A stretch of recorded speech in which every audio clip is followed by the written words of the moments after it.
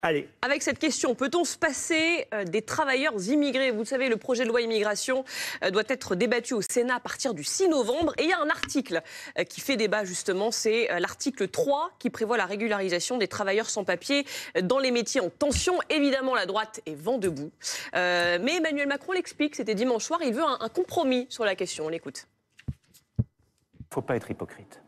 Il y a en effet des métiers en tension qui embauchent beaucoup de femmes et d'hommes qui viennent de l'immigration et qui sont souvent en situation précaire. Et depuis plusieurs années. Et depuis plusieurs années, parfois plusieurs décennies. Là-dessus, moi je souhaite qu'un compromis soit trouvé. Je pense qu'il y a un compromis intelligent, mais je vais être simple. Les métiers en tension, il faut d'abord quand même essayer de faire que ce soit nos compatriotes qui y aillent. Quand vous avez des femmes et des hommes qui sont là pour travailler, qui travaillent bien, qui sont de fait intégrés, il ne faut pas les laisser dans la précarité administrative. Et donc c'est ça ce que doit trouver ce texte, c'est du bon sens. Voilà, faut du bon sens et arrêter l'hypocrisie. Et en même temps, il faut quand même donner la priorité aux Français. On l'écoute à nouveau. Moi, je souhaite qu'un compromis soit trouvé. Je pense qu'il y a un compromis intelligent, mais je vais être simple.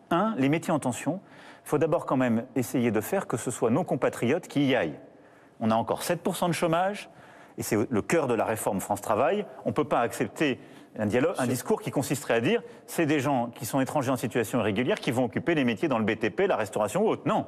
Il y a des Françaises et des Français qui sont au RSA, qui parfois ont la possibilité d'occuper ces emplois. Il faut les former, les aider parfois au déplacement ou au relogement, mais enfin plutôt les accompagner sur ces métiers.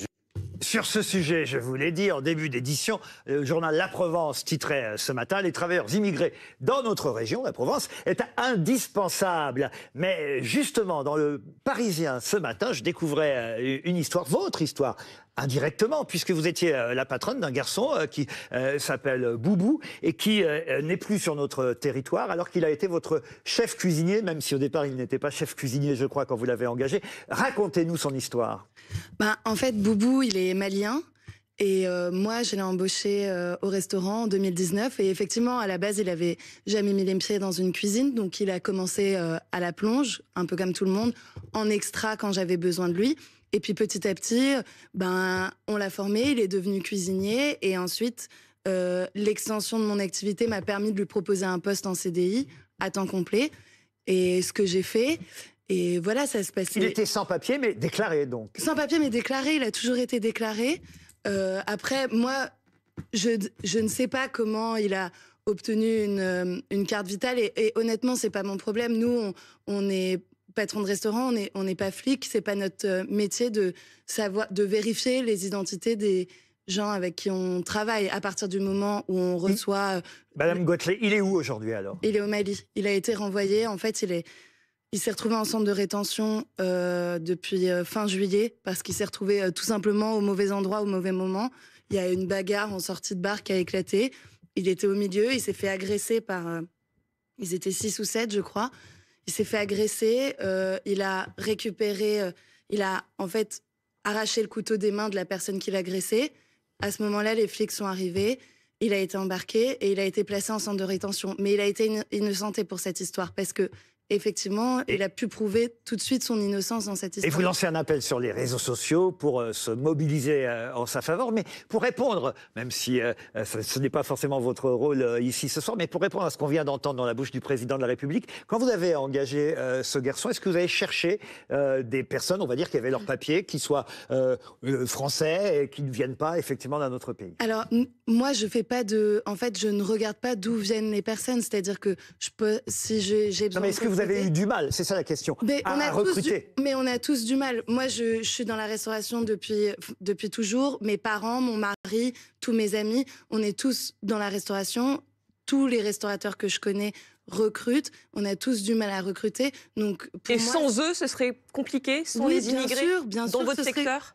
C'est déjà compliqué aujourd'hui. C'est pour ça que moi, je suis pas venue faire de la politique, mais je trouve ça légèrement hypocrite de dire il faut donner la place aux Français en priorité parce que la place, il y en a, mais pour tout le monde. Et si demain, on accueille 4 fois plus d'immigrés, on aura de la place pour eux dans notre secteur. Je parle que pour mon secteur parce que je connais pas les autres secteurs. 360 000 emplois non pourvus oui, bien en sûr, 2023. Mais moi, aujourd'hui, je recrute. Mon mari recrute, mes parents recrutent.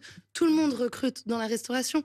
Donc, et voilà. Et nous, il y a un paradoxe quand même, parce que beaucoup de gens sont étonnés de savoir que des sans-papiers peuvent cotiser. Oui.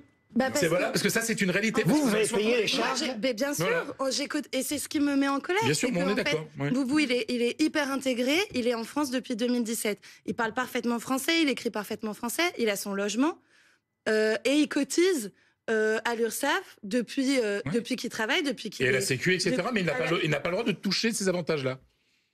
C'est ça le problème. C'est ça le problème. Ça, je ne le sais pas, mais en tout cas, moi, ce que je sais, c'est qu'il ne s'est jamais mis un seul jour en arrêt maladie. Et en tout cas, vous n'avez pas réussi à obtenir sa régularisation. Et on n'a pas réussi. On a essayé avec son avocate, ça fait longtemps qu'on essaye. Et en fait, Boubou, il est né en France, mais et son père était malien, mais était né au Mali à l'époque où le Mali était encore n'avait pas été l'indépendance n'avait pas été déclarée. Donc, il est français. Et ses avocates se battent pour le prouver, mais les procédures sont hyper longues. Et nous, en fait, tout ce qu'on souhaite, c'est que la procédure soit accélérée pour qu'il puisse revenir en France, parce qu'il a tous les droits d'être sur le sol français. Votre café, c'était à Paris, qu'on situe bien les choses, Paris 11e arrondissement, je crois. Je me tourne vers Vincent Jeanbrun, qui est là, maire LR de Haye-les-Roses. On a fait connaissance avec vous un peu plus, hélas, un peu plus à cause des émeutes et de ce qui vous est arrivé. D'ailleurs, j'y pensais tout à l'heure quand on a évoqué le cas, même si c'est dans des circonstances différentes, le cas de Bruno Guillon. Votre domicile en tant que maire, la mairie a été attaquée, mais votre domicile avait subi à l'époque aussi l'attaque d'une voiture bélier, votre femme avait été blessée. C'est comme ça qu'on a un peu plus fait connaissance. On aurait préféré faire connaissance dans de meilleures circonstances. Mais depuis, vous intervenez souvent parce qu'on a remarqué que vous aviez un ton différent chez les Républicains. On va dire que c'est peut-être une droite plus sociale que vous représentez. Et sur ce plateau, j'avais envie d'avoir votre avis par rapport à ce que vous venez d'entendre. Quelle est votre position par rapport à cette régularisation éventuelle de ceux qui sont sans papier et qui travaillent dans des secteurs en tension ? Merci d'abord de me donner la parole. Moi, on est tous humains et je pense que les enjeux migratoires, ils posent la question de l'humanité. Quand on a un cas particulier, vous nous parlez de Boubou, vous nous en parlez avec émotion, donc on imagine que vous le connaissez et que effectivement c'est quelqu'un qui aurait vocation à s'intégrer. Donc dès qu'on regarde des cas particuliers, j'espère qu'on a tous un cœur qui bat et qu'on a envie de tendre la main. Après, c'est vrai que là, la question qui nous est posée quand on voit les images de Lampedusa, c'est qu'à un moment donné, il faut qu'on ait une politique globale. Et cette politique, elle pose une question de capacité à accueillir dignement. Ça, c'est le vrai sujet. Parce que quand il vient vous voir la première fois, Boubou, et qu'il vient faire la plonge, est-ce qu'à ce moment-là, il a déjà un logement décent ? Est-ce qu'il a des conditions de vie décentes ? Oui. Et il y a beaucoup de personnes qui ne sont pas dans ces conditions-là. Moi, je suis élu de Haye-les-Roses. Juste à côté, on a le mine de Rungis, le marché international de Rungis. On sait tous les jours, il y a des emplois qui sont pourvus par des personnes qui n'ont pas forcément le titre parce que les conditions de travail sont difficiles. Vous parliez d'hypocrisie. Il y a une forme d'hypocrisie en France. Il faut qu'on ait une vision claire et nette.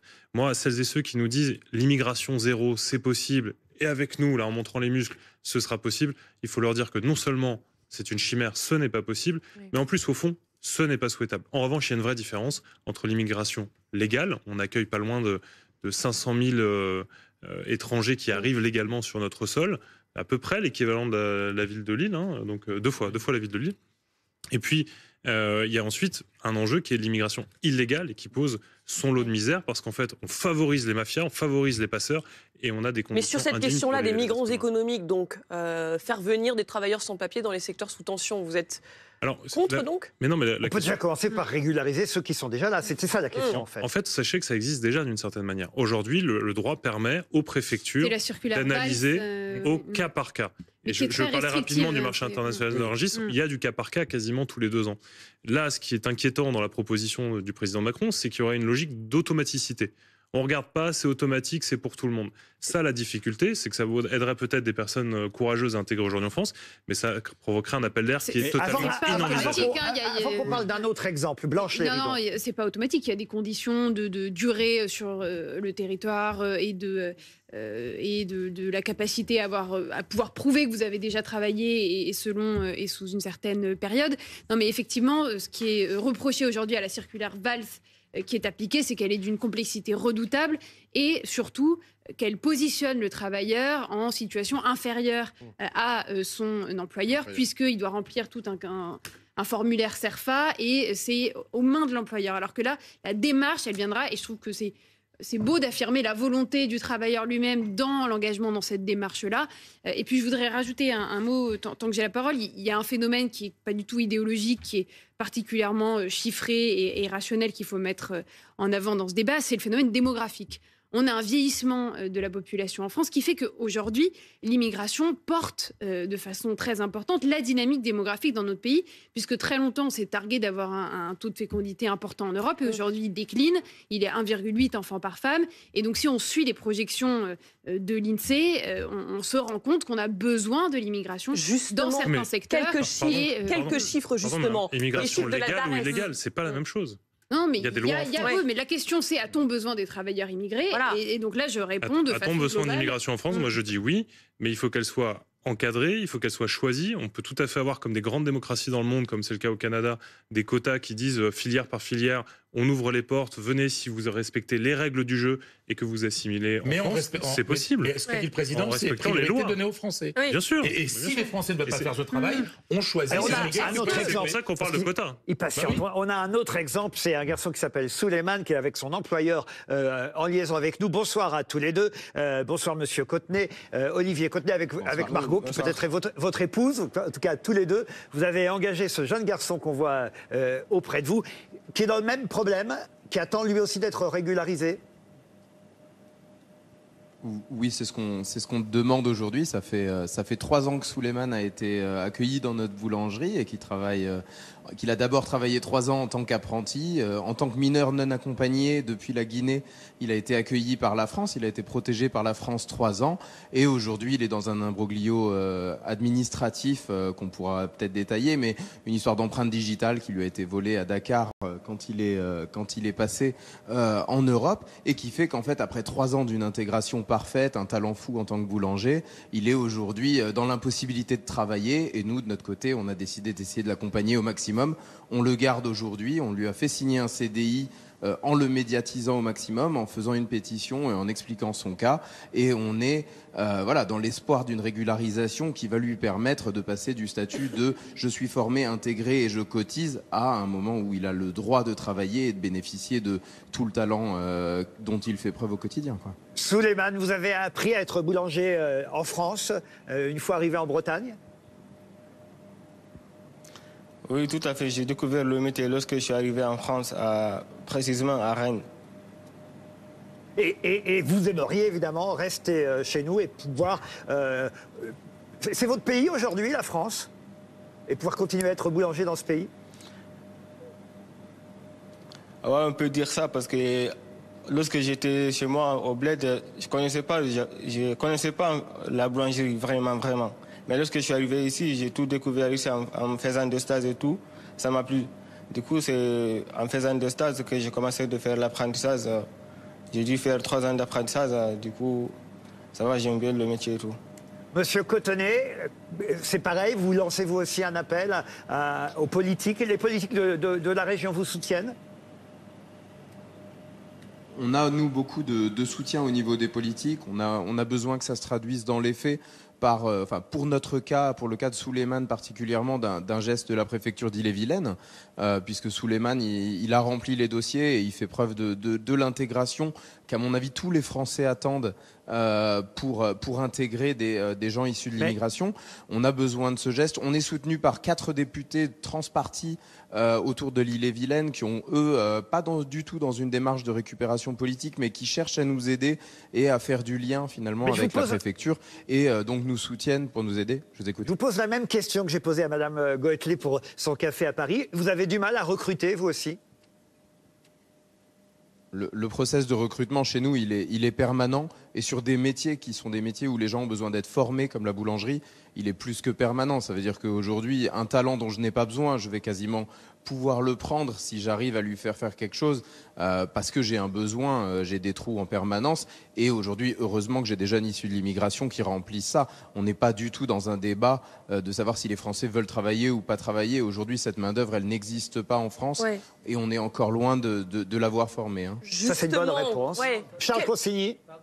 Là, vous faites un tableau de l'immigration qui serait l'immigration dans un monde idéal. Alors c'est sûr que ça fait rêver. Pardon, l'immigration illégale. Mais malheureusement, la réalité, elle est plus difficile que ça.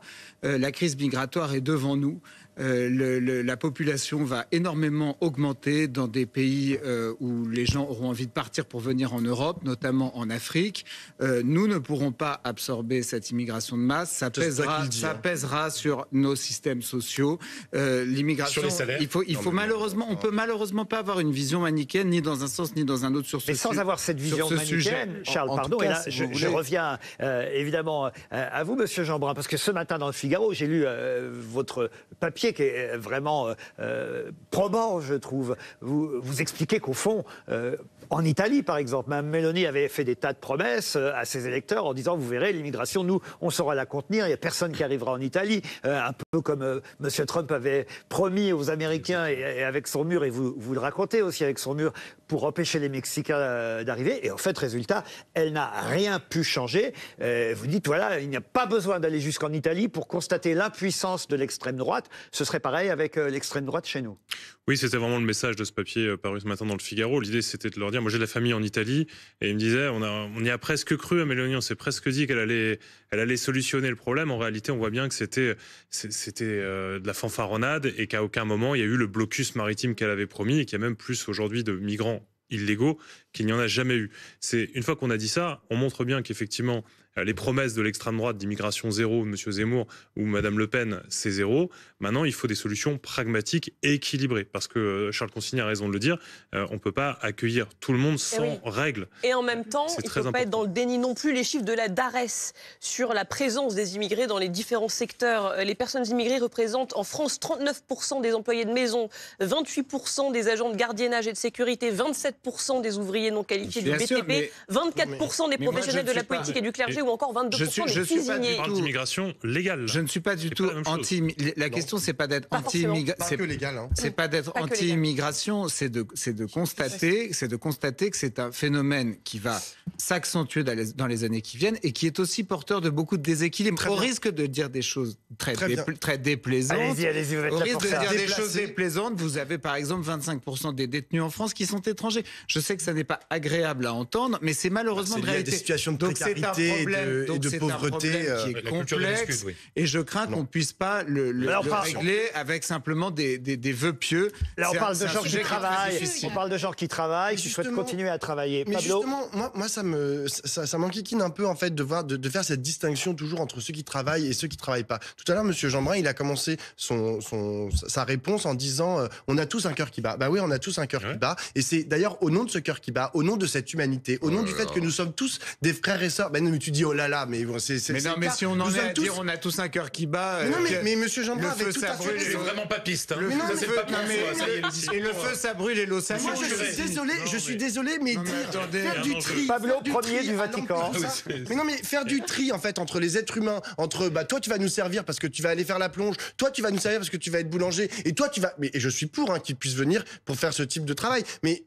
Et toi, tu vas pas nous servir parce que de toute façon, tu sers à rien, mon pauvre. Donc, tu retournes dans la Méditerranée. On te remet de l'autre côté de la Méditerranée. Et après, tu retraverses avec tous les dangers qu'on sait, avec les dangers mortels, en fait, que ça comporte. Moi, je suis désolé, je ne suis pas pour cette on va en tout cas remercier Pablo. Cette pensée-là. Pablo, on va en tout cas remercier Monsieur Cottenet et aussi Souleymane. Et on va évidemment souhaiter au moins celle-là, cette situation-là, qu'elle se régularise, celle de Souleymane. Et pareil, évidemment, pour le jeune garçon que vous aviez employé, vous aussi, Madame Goetlet. Je voudrais juste terminer ce sujet, puisque vous avez parlé de toute la misère du monde qu'on ne peut pas accueillir par un dessin, voilà, un sourire. Un dessin assez terrible d'ailleurs, signé Mouget dans le Canard enchaîné. Regardez, Monsieur Macron a effectivement réutilisé cette phrase qui fut prononcée par Michel Rocard, on ne peut pas accueillir toute la misère du monde. Et Mouget, le dessinateur du Canard enchaîné, lui fait ajouter, surtout après avoir accueilli à Versailles toute la richesse du monde. Pas faux. Magnifique. Juste avant de se quitter quand même, Laurent, Demain, on reçoit Michel Sardou. Ça, c'est un événement. 20h, Michel sur Sardou BFM TV. sur BFM TV pour nous annoncer ses dates de tournée. Sa tournée, il repart. C'est qu'il avait décidé à un moment donné d'arrêter de chanter. Il revient à la chanson. C'est pour notre plus grand... Moi, je connais. Alors, attention, hein, je me prépare pour demain. Ah non, mais moi aussi. Alors, vous savez que malgré mon âge, j'adore les chansons. Pablo, de Michel mais oui, mais vous Sardou. n'êtes pas là demain, Pablo. Ouais, c'est con, je suis pas là, mais genre, j'aurais adoré être là. Parce que moi, avec Alexis Corbière et Raquel Garrido, on fait tout. On fait tout. Quelle est votre chanson préférée de Sardou? Moi, à faire trembler les murs de Jéricho, tout ça, moi, c'est. En plus, c'est magnifique. Donc Sardou, clé à la gauche, vous voyez. Mais bien sûr, mais bien sûr. Charles Consigny. Faut inviter Juliette Armanet. Aussi, j'adore que c'est aussi. tabou. Je crois qu'ils se sont réconciliés. Oui, ils se sont réconciliés, ça va mieux. On a tous dit des bêtises et Michel Sardou, le premier, d'ailleurs, était très aimable avec Juliette Armanet en disant « Moi aussi, j'en ai dit des conneries, on a tous dit. » En tout cas, il sera là demain soir, Michel Sardou, et on est bien heureux de le recevoir. Vous serez avec nous Avec grand plaisir. J'en étais sûr. Mais oui, même rencontrer Sardou. Sardou, c'est les cathédrales de Reims. Hein. Et on vous retrouve évidemment, parce qu'on ne l'a pas encore dit, on vous retrouve régulièrement pour les téléspectateurs qui ne vous connaîtraient pas encore très très bien. On vous retrouve à la radio, évidemment, avec Estelle Denis. Oui, dans Estelle Midi. Tous les midis, et c'est aussi sur RMC Story. Exactement, RMC Story. Voilà. On écoute encore un peu Sardou. Petit extrait. Ah oui, c'est magnifique. Moi, c'est La maladie d'amour. Ah oui, mais moi, alors, comme La maladie vous, d'amour. vous le savez, comme vous le savez, je viens du Havre. En soirée. Moi, c'était Ne m'appelez plus jamais France. oui. Parce Ah oui. que j'ai vu évidemment le paquebot Le France s'arrêter de partir et rester pendant des années en rade au Havre. Ne m'appelez plus jamais France. On en parlera demain soir avec Michel Sardou. Ben, au revoir, Laurent. Vous voulez qu'on se dise au revoir? Bah oui, je crois que c'est le moment. Je crois qu'il est temps de se quitter. J'allais vous embrasser. Je me sentais bien. Je serais bien resté avec vous 1 heure de plus. Mais vous êtes le bienvenu. Mais je vais vous laisser tout de même. On va remercier tous nos invités et surtout vous qui nous regardez. Restez en compagnie de Julie Hamet jusqu'à 22h et je vous dis à demain, 20h. Et à tout de suite.